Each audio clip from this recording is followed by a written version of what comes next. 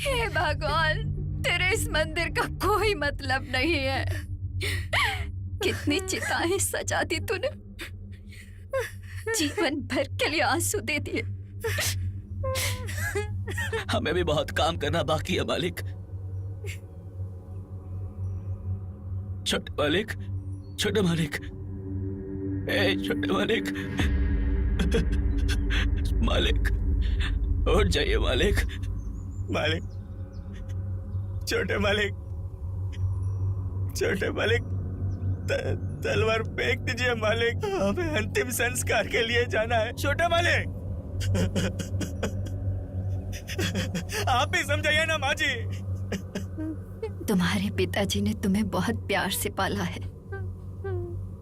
अब तुम्हारी बारी है कर्ज अदा करने की। वीरा, कम से कम तू तो अब ये सब यही रोक दे बेटा।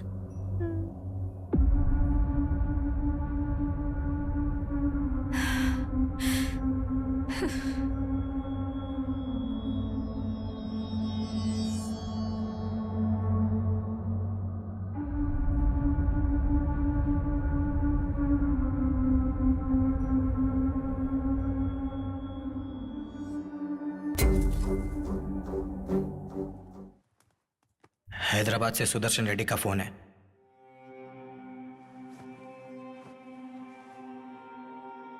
आप बोलिए, छोटे मालिक सुन रहे हैं। सॉरी बेटा, तुम्हारे पिताजी के अंतिम संस्कार में मैं नहीं आ सका। हम सब अभी तक सदमे में हैं। तुम्हारे पिताजी को खोना हमारी पार्टी के लिए बहुत बड़ा नुकसान है। अब तुम्हें इस काम को पूरा करना होगा। यहाँ कुछ काम है, वो पूरा करके तुमसे मिलने आऊंगा। ठीक है बेटा?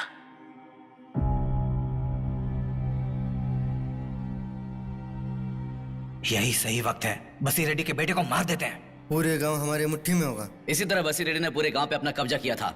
हमें और इंतजार नहीं करना चाहिए छोटे मालिक। ये गांव मेरा घर है या मेरा घर गांव है? बस्सी रेड्डी के बेटे को मारने से या उसके पोते का सर काटने से तुम्हारा गुस्सा ठंडा होगा? चलो निकलो, निकलो यहां से।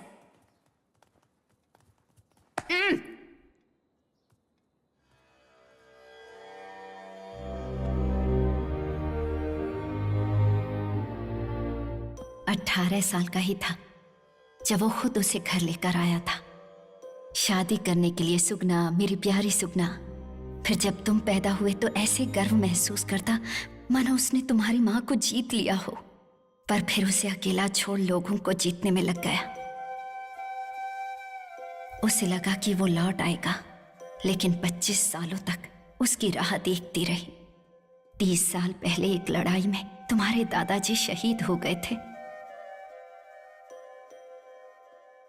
तलवार उठाना उनकी मजबूरी थी।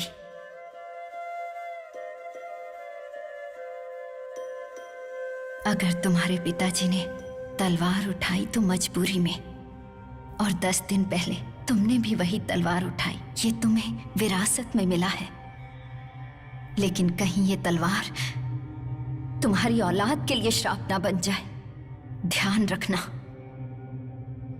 मुझे यही सोचकर डर लगता है, इसे रोकना होगा।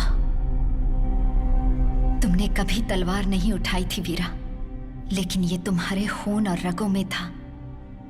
हमें इस बारे में विचार करना होगा। ये कब तक चलता रहेगा? बस करो अब। जो हो गया सो हो गया। इस खून खराबे को यहीं रोक दो।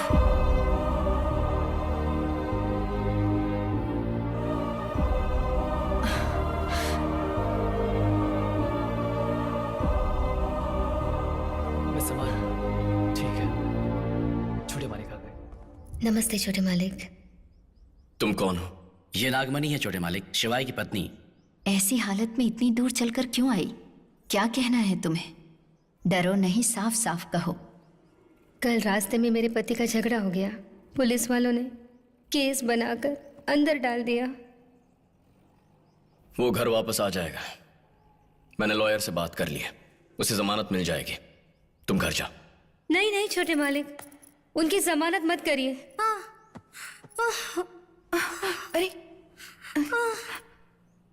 राम रेड्डी, जाकर तकिया लेकर आओ। छोटे मालिक, लोगों में बातें हो रही हैं कि वो बसी रेड्डी के बेटे को मार डालेगा अगर वो जेल से बाहर आ गए, और उसके बाद अगर वो नल्ला-गुटी चले गए तो उनको पता नहीं चलेगा उनको बेटा हुआ है कि बेटी। उनकी जमानत मत करवाना छोटे मालिक, कतई नहीं।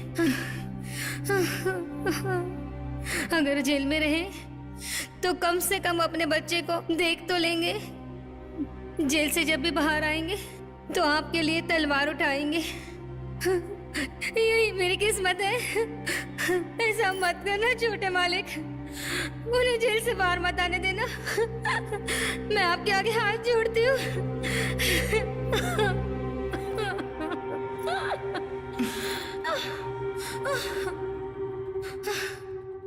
जिंदगी में हर इंसान को हार जीत का सामना करना पड़ता है। जिस दिन ये खून खराबा खत्म हो जाएगा उसके बाद कभी कोई नहीं रोएगा। जीतने वाला भी रोता है और हारने वाला भी। जिसका दिन होता है उस दिन वो जीतता है। लेकिन वीरा,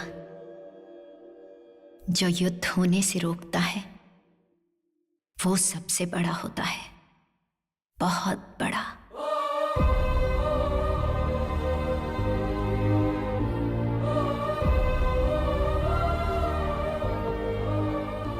पहले जबरदस्ती उन लोगों ने हमें तुम्हारी शादी में बुलाया।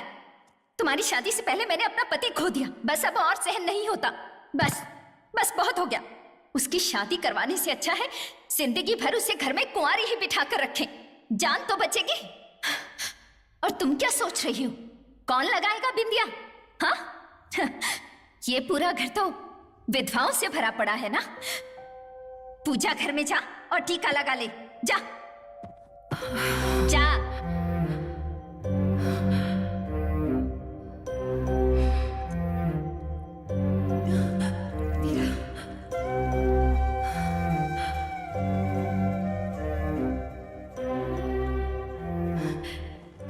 वीरा, तुम्हारे पिताजी की चिता ठंडी भी नहीं हुई है और तुम इस तरह से जा रहे हो। अगर मैं यहां रुका तो पिताजी के दुख में बह जाऊंगा। उनके कातिलों का बदला लेने की सोचूंगा। और कोई रास्ता नजर नहीं आ रहा है मां। क्या करूं? मैंने अपनों के लिए तलवार उठाई थी, तो क्या अपनों के लिए तलवार फेंक नहीं सकता? जाने दो मुझे। वीरा,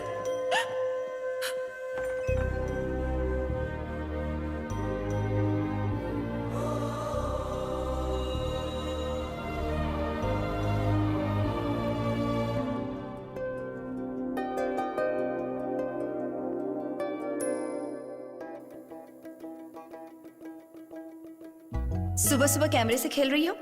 मेरी शादी करवा दो ना, फिर मेरी गोद में खेलने के लिए बच्चे होंगे। अगर ये पहले कर